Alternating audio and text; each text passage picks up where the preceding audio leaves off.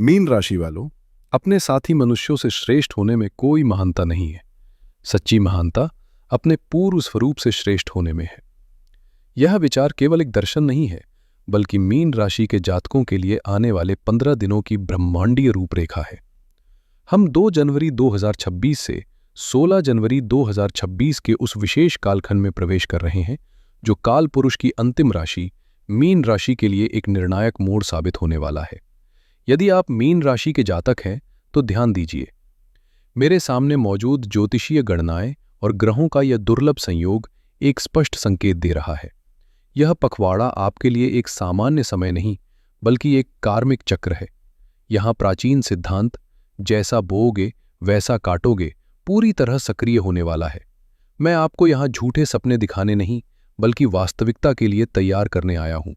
हमारे विश्लेषण के अनुसार यह 15 दिन 2 बिल्कुल विपरीत अनुभवों में बटे हुए हैं। शुरुआत में यानी 2 तारीख से 12 तारीख तक यह एक अग्नि परीक्षा की स्थिति होगी। परिस्थितियां आपको चुनौती देंगी, जिम्मेदारियों का बोझ बढ़ेगा और ऐसा प्रतीत होगा कि नियति आपकी परीक्षा ले रही है। लेकिन इसके ठीक बाद 13 तारीख से जब ग्रहीय ऊर्जा में परिवर्तन आएगा, तो वही दबाव, वही संघर्ष एक अभूतपूर्व आर्थिक लाभ और राजयोग जैसी सफलता में परिवर्तित हो जाएगा। लेकिन यह परिवर्तन आखिर काम कैसे करेगा? 12 तारीख तक आपको किन विशिष्ट गलतियों से बचना है, ताकि आप 13 तारीख को मिलने वाले लाभ से वंचित न रह जाएं। अगले कुछ मिनटों में हम केवल भविष्यवाणी नहीं करेंगे, बल्कि आपके करियर, स्वास्थ्य और संबंधों के लिए एक सटीक कार्य योजना तैयार करेंगे, ताकि जब यह समय बीते तो आप केवल समय से गुजरे नहीं, बल्कि कुंदन बनकर निखरे हों। गहरी सांस लीजिए और ध्यान केंद्रित कीजिए। चलिए आपके सितारों के इस गणित को समझते हैं। सबसे पहली और सबसे बड़ी बात, शनिदेव आपके लग्न भाव में यानी आपकी अपनी राशि में विराजमान है। और अच्छी खबर यह है कि वो अब सीधी चाल चल रहे हैं, यानी मार्गी है।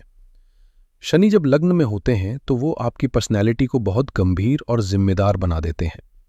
आप जानते हैं कि आप अभी 7.5 के मध्य चरण से गुजर रहे हैं, जो सबसे ज्यादा प्रभाव डालने वाला समय होता है। इसका सीधा मतलब यह है कि जीवन में अब शॉर्टकट के दरवाजे बंद है। शनिदेव आपकी आंखों में आंखें डालकर कह रहे हैं, मुझे अनुशासन चाहिए। आप जो भी करेंगे उसमें गहराई होगी। आपकी संकल्प शक्ति इस समय अपने चरम पर है और यही आपकी सबसे बड़ी ताकत है। अब जरा अपनी कुंडली के चौथे घर पर नजर डालिए, जहां मिथुन राशि है। यहां आपके राशि के स्वामी देवगुरु बृहस्पति सुख भाव में बैठे हैं। हमारे डेटा के अनुसार यहां एक बहुत ही सुंदर संयोग बन रहा है, जिसे हम गजकेसरी योग कहते हैं, क्योंकि चंद्रमा भी यहां भ्रमण कर रहे हैं। चौथा घर होता है आपके सुख का, आपकी माता का, आपके घर और वाहन का। लग्न के स्वामी का चौथे घर में होना एक बहुत ही शुभ संकेत है। इसका मतलब है कि चाहे बाहर दुनिया में, ऑफिस में या समाज में कितनी भी उथल पुथल क्यों न हो, जब आप घर लौटेंगे तो आपका घर, आपका परिवार, आपका वो सुरक्षित दायरा आपको शांति ही देगा। लेकिन अब आते हैं उस घर पर जहां असली हलचल है, आपका 10वां घर, यानी आपके करियर और कर्म का घर। 2 जनवरी को यहां 1 नहीं, 2 नहीं, बल्कि 4 ग्रह एक साथ बैठे हैं, सूर्य, मंगल, बुध और शुक्र। जरा सोचिए, आपके करियर के घर में इतनी भारी ऊर्जा एक साथ इकट्ठा है। इसे हम ज्योतिष में चतुर्ग्रही योग कहते हैं। यही कारण है कि मैंने शुरुआत में कहा कि महीने के शुरुआती 12 दिन बहुत ज्यादा दबाव वाले होंगे। इसके अलावा छठे भाव में केतु है, जो आपके गुप्त शत्रुओं को शांत रखेंगे। आपको अपने विरोधियों से डरने की बिल्कुल जरूरत नहीं है, वो अपने आप किनारे हो जाएंगे। और 12वें भाव में राहु है, जो कभी कभी अनजाना डर देते हैं और खर्च करवाते हैं। तो ये है वो पूरी बिसात जिस पर अगले 15 दिनों का खेल खेला जाएगा। अब सबसे पहले और विस्तार से बात करते हैं उस चीज की जो इस समय आपके दिमाग पर छाई हुई है, आपका करियर और आपका प्रोफेशन। जैसा कि मैंने बताया, 10वें घर में 4 ग्रहों का डेरा है और लग्न में बैठे शनि अपनी 10वीं दृष्टि सीधे आपके करियर हाउस पर डाल रहे हैं। यह एक बहुत ही शक्तिशाली संयोग है। शनि की दृष्टि कर्म मांगती है और वहां बैठे 4 ग्रह एक्शन मांगते हैं। 2 जनवरी से 12 जनवरी तक का समय घिसने वाला समय है। इस दौरान आप शायद एक मशीन की तरह काम करेंगे। डेटा स्पष्ट बताता है कि आपके बॉस या उच्च अधिकारियों के साथ आपके रिश्ते तो अच्छे रहेंगे, मैत्रीपूर्ण रहेंगे। हो सकता है आप ऑफिस के बाद उनके साथ सामाजिक मेलजोल भी बढ़ाए, लेकिन जब काम की बात आएगी तो वो कोई रियायत नहीं देंगे। डेडलाइंस बहुत सख्त होंगी। आराम हराम है, ये इस हफ्ते का मंत्र रहेगा। आपको लग सकता है कि आप बहुत मेहनत कर रहे हैं, लेकिन उसकी तारीफ शायद तुरंत ना मिले। यहां मेरी एक चेतावनी याद रखिएगा। चूंकि शनि देख रहे हैं, इसलिए काम में कोई भी लापरवाही ना बरते। एक छोटी सी गलती को भी बड़ा मुद्दा बनाया जा सकता है। इसलिए जो भी करें पूरे फोकस के साथ करें, लेकिन धैर्य रखिए, क्योंकि अब कहानी में एक बहुत सुंदर मोड़ आने वाला है। 13 जनवरी के बाद ग्रह अपनी चाल बदलेंगे और 10वें घर से निकलकर 11वें घर यानी लाभ भाव में जाना शुरू करेंगे। ये वो समय है जब आपकी मेहनत फल देना शुरू करेगी। 14 जनवरी को मकर संक्रांति के पावन पर्व पर सूर्य देव 11वें भाव में जाएंगे। सूर्य का लाभ भाव में जाना बहुत शुभ होता है, खासकर सरकारी तंत्र से जुड़े कामों के लिए। अगर आप किसी सरकारी टेंडर का इंतजार कर रहे थे या आपका कोई प्रमोशन फाइल में अटका हुआ था, तो ये वो समय है जब वो फाइल आगे बढ़ेगी और उस पर मुहर लगेगी। और फिर आती है इस पखवाड़े की सबसे बड़ी और महत्वपूर्ण तारीख, 16 जनवरी। इस दिन मंगल देव आपके करियर हाउस से निकलकर लाभ भाव में जाएंगे और वहां उच्च के हो जाएंगे।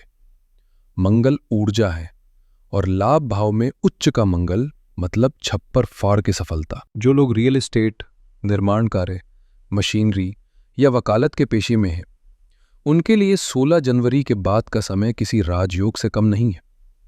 जो काम महीनों से रुके हुए थे, वो बिजली की रफ्तार से पूरे होंगे।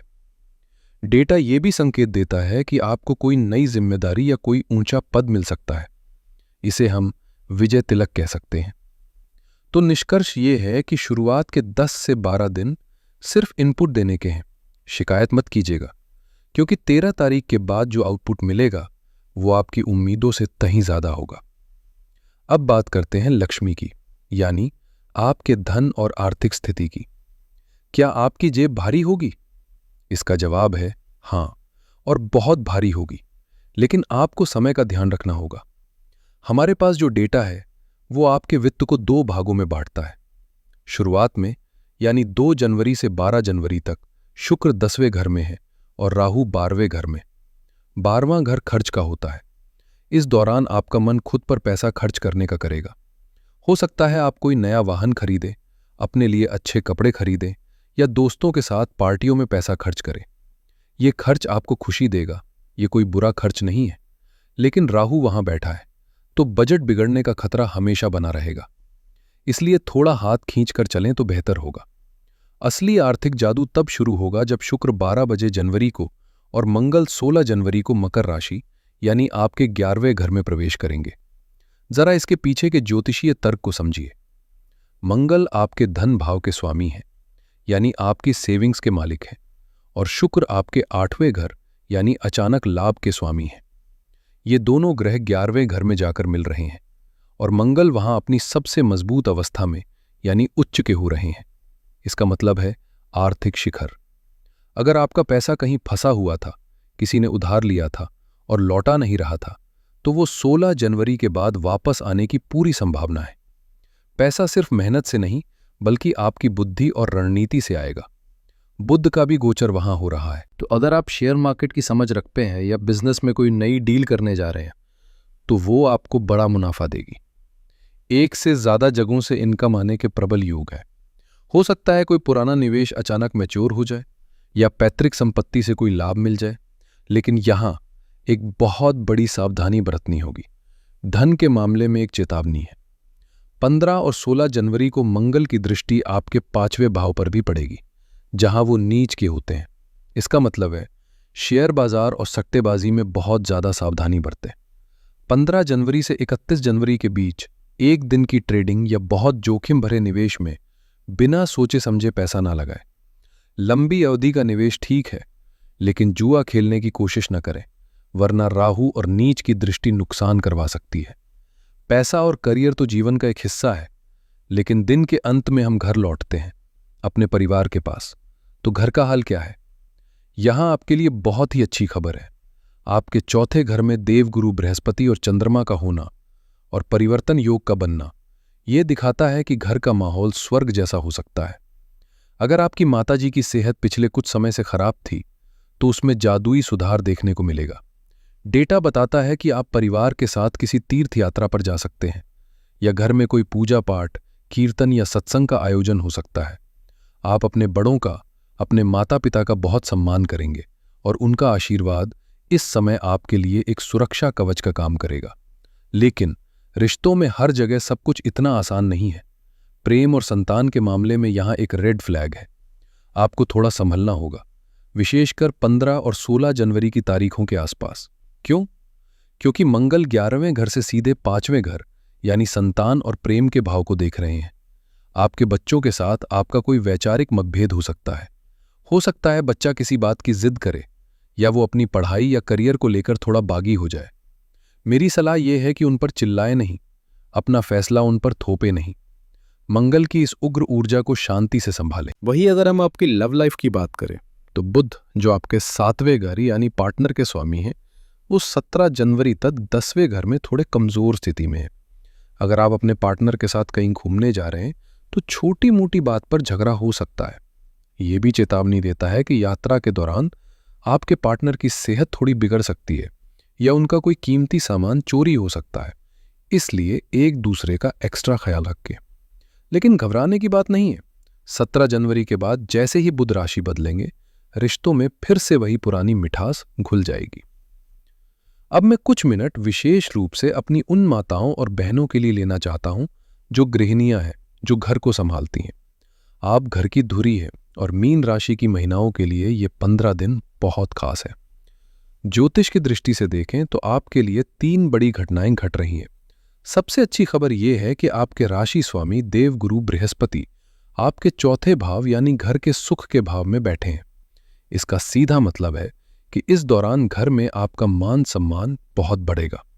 अगर पिछले कुछ समय से आपको लग रहा था कि मैं सबके लिए इतना करती हूं पर कोई मेरी कद्र नहीं करता, तो ये शिकायत अब दूर होगी। परिवार के बड़े फैसले आपकी सलाह और आपकी मर्जी के बिना नहीं लिए जाएंगे। आपकी बुद्धिमत्ता को पूरा परिवार नमन करेगा। लेकिन सिक्के का दूसरा पहलू भी है। 2 जनवरी से 12 जनवरी के बीच जब 4 ग्रह आपके कर्म भाव में होंगे तो घर में काम का प्रेशर अचानक बढ़ सकता है। हो सकता है घर में अचानक मेहमान आ जाए या कोई छोटा मोटा फंक्शन हो जाए जिससे रसोई में आपका समय बहुत जाएगा। चूंकि शनि आपके शरीर के भाव में है तो शाम होते होते आप बहुत ज्यादा थकान महसूस करेंगी। कमर दर्द या पैरों में दर्द की शिकायत हो सकती है। मेरी सलाह है कि खुद को सुपर वुमन साबित करने के चक्कर में अपनी सेहत को नजरअंदाज न करें। काम के बीच में आराम जरूर लें। 16 जनवरी के बाद का समय आपके लिए बहुत मजेदार है। मंगल और शुक्र का 11वें घर में जाना आपके लिए 2 बड़ी खुशखबरी लाएगा। एक तो आपके जीवन साथी के करियर में उछाल आएगा जिससे घर की आर्थिक स्थिति सुधरेगी। दूसरा, अगर आप घर से कोई छोटा मोटा बिजनेस करती हैं, ट्यूशन पढ़ाती हैं या फिर आपकी अपनी कोई छोटी मोटी बचत है तो उसमें बड़ी बढ़ोतरी होने वाली है। 16 तारीख के बाद आपको अपने लिए, अपने शौक के लिए पैसा खर्च करने का पूरा मौका मिलेगा। बस एक बात का ध्यान रखिएगा, 15 और 16 जनवरी इस समय बच्चों के साथ पढ़ाई या उनके व्यवहार को लेकर ज्यादा सख्ती ना बरतें। आपका गुस्सा उन पर फूट सकता है जिससे घर का माहौल थोड़ा खराब हो सकता है। इस समय मौन यानी चुप्पी ही आपका सबसे बड़ा हथियार है। अब आते हैं सबसे महत्वपूर्ण धन पर, आपका स्वास्थ्य। सेहत है तो सब कुछ है। मीन राशि वालों, शनि लग्न में है। इसका एक मतलब यह है कि अगर कोई पुरानी बीमारी चल रही थी तो वो अब धीरे धीरे ठीक होगी। आपकी रिकवरी अच्छी होगी।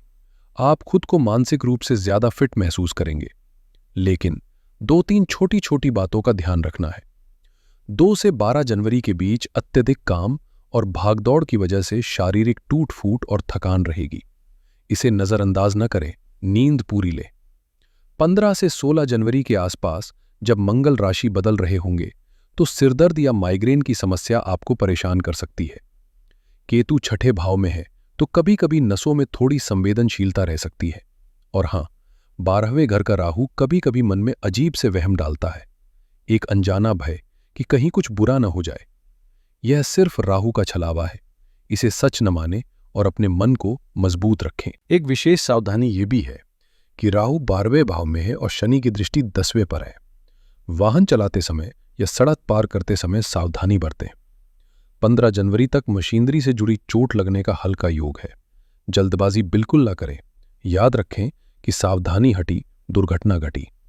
तो दोस्तों, ये था आपके सितारों का पूरा लेखा जोखा। अब सवाल ये है कि इन 15 दिनों को हम सर्वश्रेष्ठ कैसे बनाएं? अगर कोई चुनौती आ रही है तो उसका ज्योतिषीय समाधान क्या है? हमारे वैदिक ज्योतिष के आधार पर आपके लिए ये 3 महा उपाय हैं जिन्हें आपको जरूर करना चाहिए। पहला उपाय, चूंकि आप मीन राशि के हैं और गुरु चौथे घर में बैठकर आपको सुख दे रहे हैं, तो इसे और प्रबल करें। हर बृहस्पतिवार को भगवान विष्णु या भगवान नारायण को पीले फूल अर्पित करें। अगर हो सके तो माथे पर केसर का तिलक जरूर लगाएं। यह आपकी निर्णय लेने की क्षमता को सही रखेगा और घर में बरकत लाएगा। दूसरा उपाय, 16 जनवरी तक मंगल और शनि का प्रभाव बहुत ज्यादा है। काम का प्रेशर और गुस्सा दोनों को कंट्रोल करना है। इसलिए हर मंगलवार को हनुमान चालीसा का पाठ करें और अगर संभव हो तो हनुमान जी को चोला चढ़ाएं या बूंदी का प्रसाद बांटें। यह आपको ऊर्जा भी देगा और शांत भी रखेगा। तीसरा उपाय, केतु 6ठे में और राहु 12वें में है, इसलिए रोजाना, जी हां रोजाना, भगवान शिव को जल अर्पित करें। शिवलिंग पर जल चढ़ाना राहु और केतु के हर दुष्प्रभाव को शून्य कर देता है। और मेरी गृहिणी माताओं के लिए एक विशेष उपाय, घर के मुख्य द्वार पर शाम को घी का दीपक जलाएं।